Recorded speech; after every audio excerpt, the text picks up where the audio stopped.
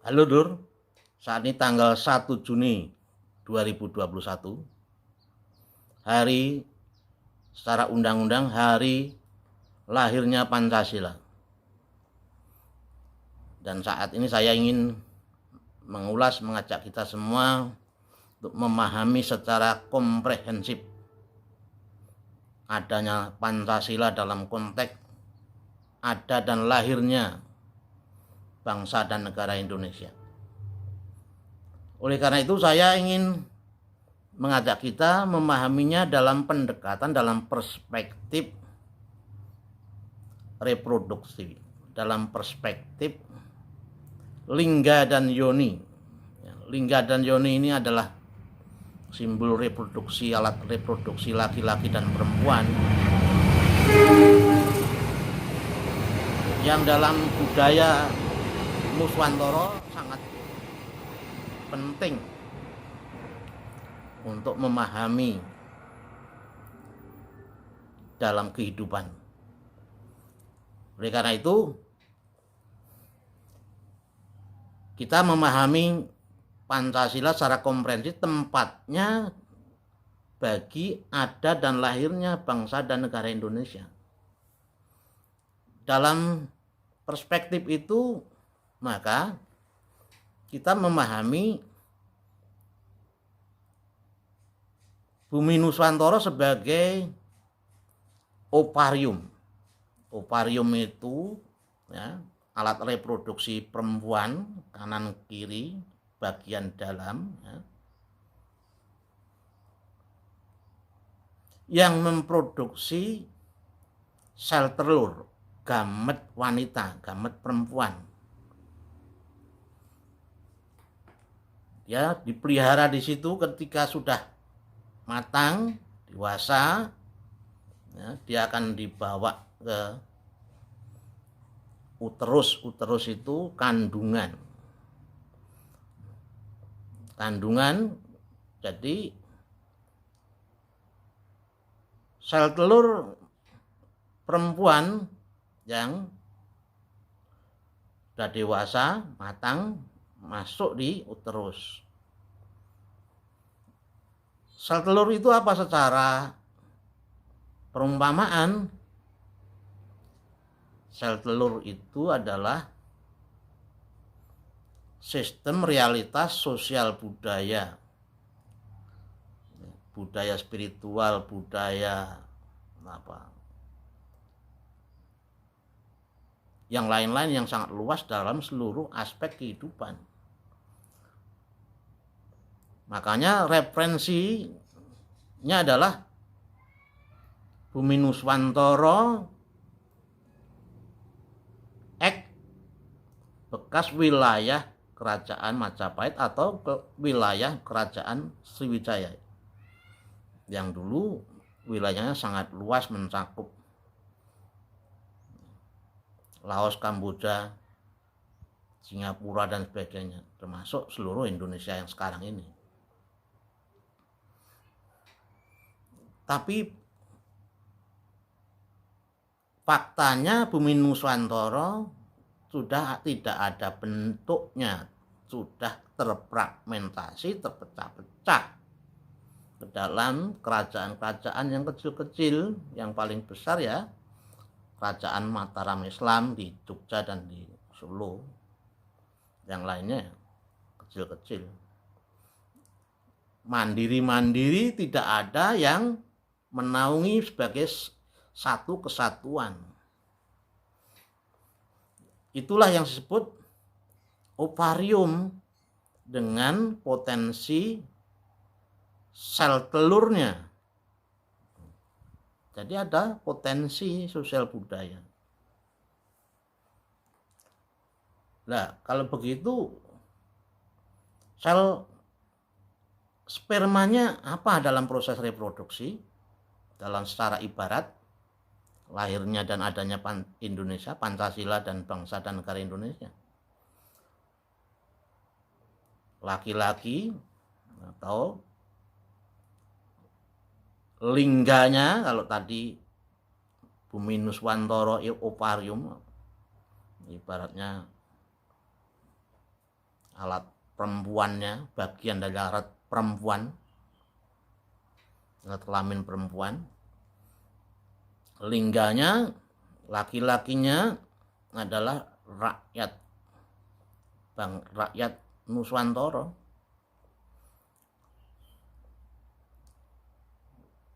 Rakyat Nuswantara dalam proses reproduksi digambarkan lingga itu alat kelamin laki-laki.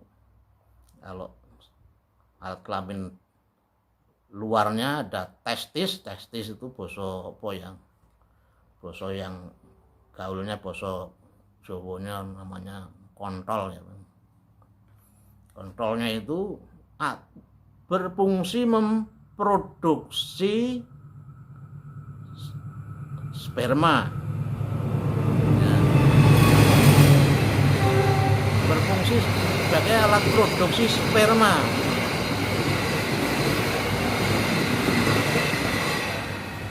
Jadi bandingannya testis itu adalah ovarium. Kalau ini menghasilkan sperma, ovarium sel telur.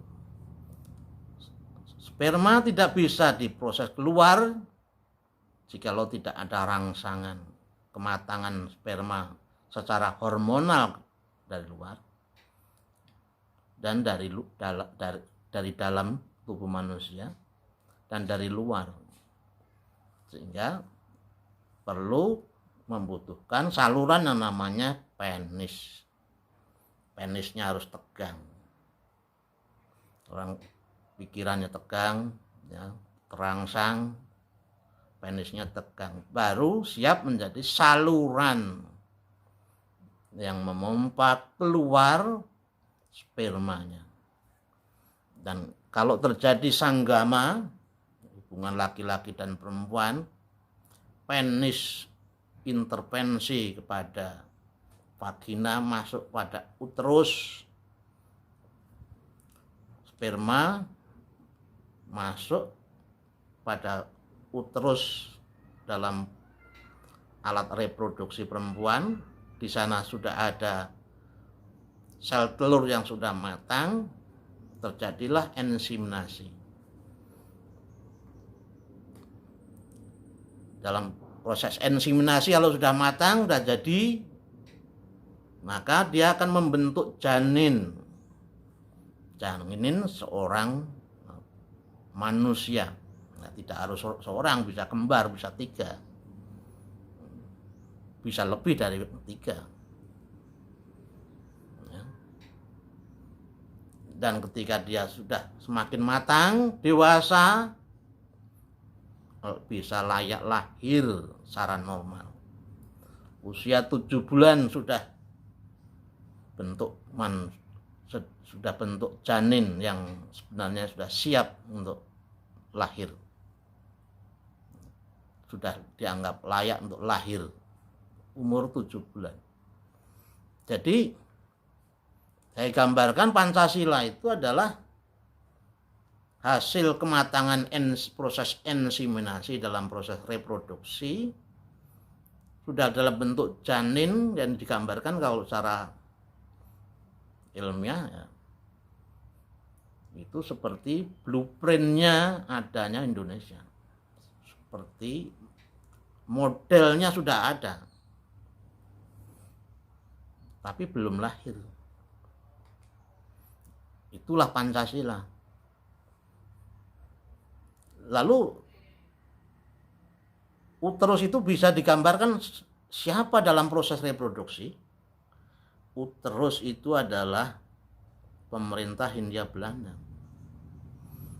Jadi Nuswantara tidak ada wujudnya, bentuknya tidak ada.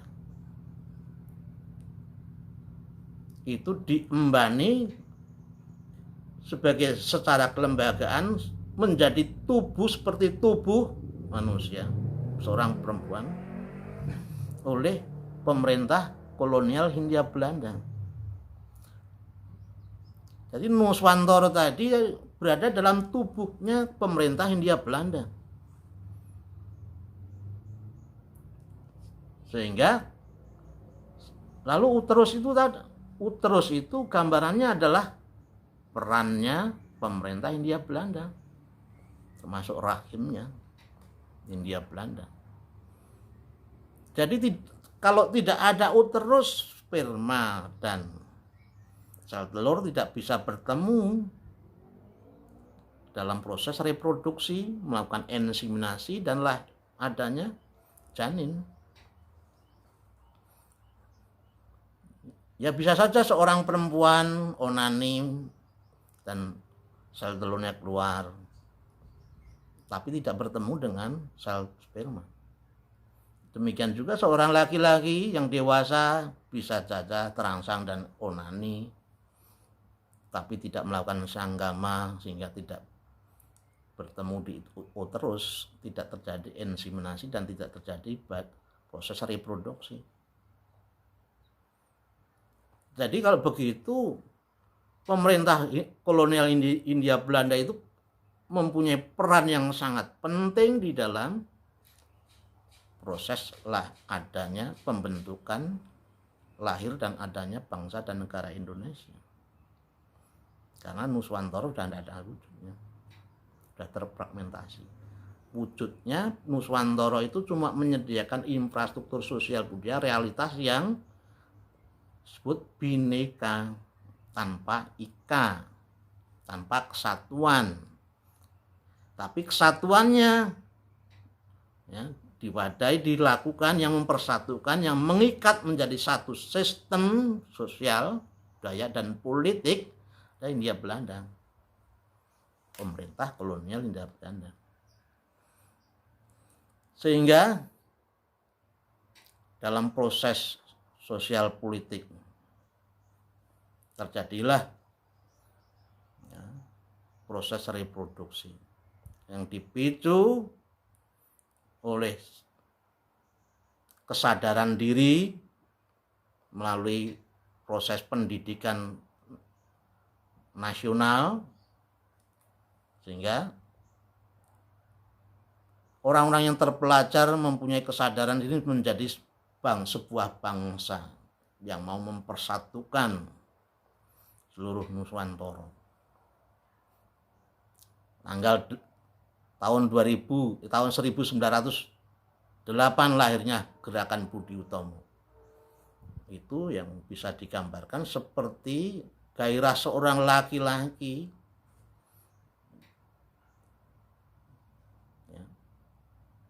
dan kemudian bertemu dengan indung telur, sehingga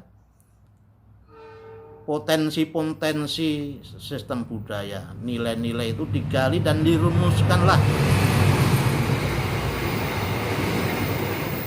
dalam wujud blueprintnya,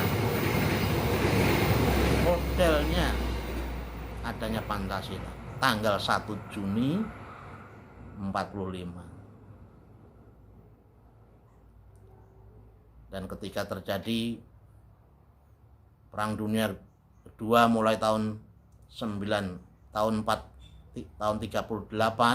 sampai 45, ibaratnya bumi Nuswantara, ibaratnya wilayah kolonial Hindia Belanda mengandung, sudah menjadi matang,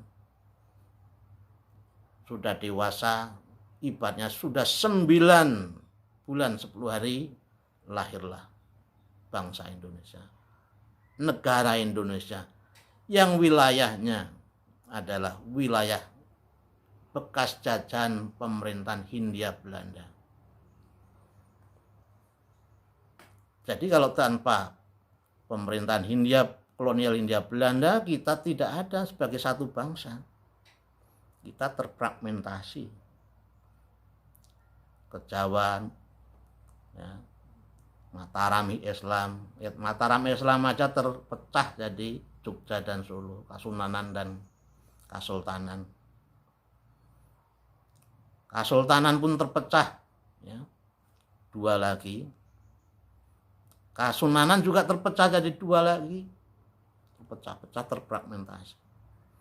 Semua diikat menjadi satu kesatuan sistem sosial politik dalam kekuasaan pemerintahan Hindia Belanda, dan kemudian dari situlah digali dan lahirlah bangsa dan negara Indonesia. Jadi kalau begitu pemerintah kolonial Belanda punya peran sangat penting sebagai uterus yang menyediakan lahan inseminasi tempatnya, yang memberi rangsangan efek kenikmatan dalam sanggama antara vagina dan penis bertemu, ya, dalam semangat perjuangan, dan kemudian lahirlah bangsa dan negara Indonesia. Sehingga pemerintah kolonial Belanda bukan hanya uterus, tapi dia juga adalah ibu yang melahirkan. Uterus dan vagina yang menjadi jalan keluarnya, ya. Sedangkan yang membidani bisa negara-negara dunia, PBB dan sebagainya yang membidani. Jadi semua secara partisipatif terlibat dalam proses, ya, reproduksi lahirnya adanya Indonesia. Pancasila kalau begitu apakah bisa tepat dikatakan lahir dalam proses reproduksi? Belum. Dia baru tahap kematangan janin. Umur kira-kira umur 7 bulan, 1 Juni 1945. Baru 17 Agustus 45 lahirlah bangsa dan negara Indonesia, dan Pancasila adalah jiwanya, menjadi modelnya, menjadi paradigmanya, menjadi dasarnya, sekaligus memberi kerangka dasar, sekaligus memberi kerangka untuk membentuk sistem perundang-undangan yang sesuai. Nah, bisa saja saudara kalau sudah lahir menjadi sebuah bangsa dan negara, dalam perkembangannya, dalam pergaulannya bisa berubah, yaitu persoalan lain. Dan oleh karena itu kita menghargai ibu juga. Kadang-kadang orang menghujat Belanda penjajah. Kita didisiplin, kita dididik juga melalui mereka. Mereka juga memberi nutrisi tata nilai budaya yang bagus juga ke Indonesia. Kita juga mendapatkan asupan sosial budaya, nilai-nilai yang dari mereka. Orang Raden Ajeng Kartini juga belajar nyesep nilai-nilai yang diakui baik dari teman-temannya Belanda. Demikian juga sebenarnya kita semua mendapatkan asupan, bukan hanya dari Bumi Nuswantoro, tapi juga dari ibu kita. Apa yang dimakan seorang ibu yang mengandung akan masuk membentuk juga pada janin yang kemudian dilahirkannya. Jadi hormatilah ayah dan ibumu, ya, sehingga panjang umurmu. Nah, demikian ya bro, ulasan tentang kita memahami Pancasila secara komprehensif dalam perspektif proses reproduksi dan hubungan lingga dan yoni. Tanpa pemerintah kolonial Belanda tidak ada Indonesia. Bahkan mungkin kita masih saling berperang satu dengan yang lainnya, masih terfragmentasi secara non sinergis. Tapi kita ditolong oleh pemerintah kolonial Belanda. Kita semua yang terlibat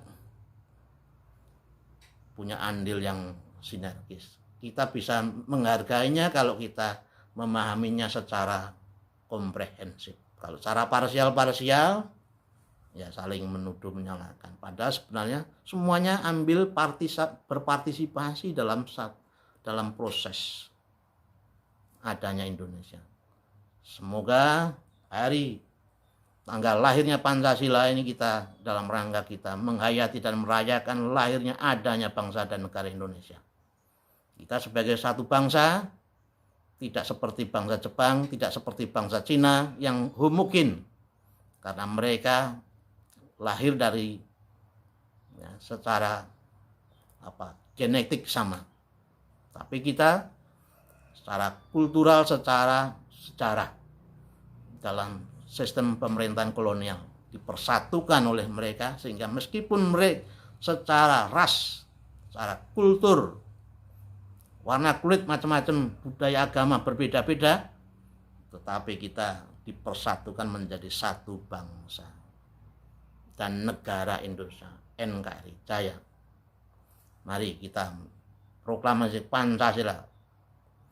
Pancasila, ketuhanan yang Maha Esa, kemanusiaan yang adil dan beradab, persatuan Indonesia, kerakyatan yang dipimpin oleh hikmat kebijaksanaan dalam permusyawaratan perwakilan, keadilan sosial bagi seluruh rakyat Indonesia.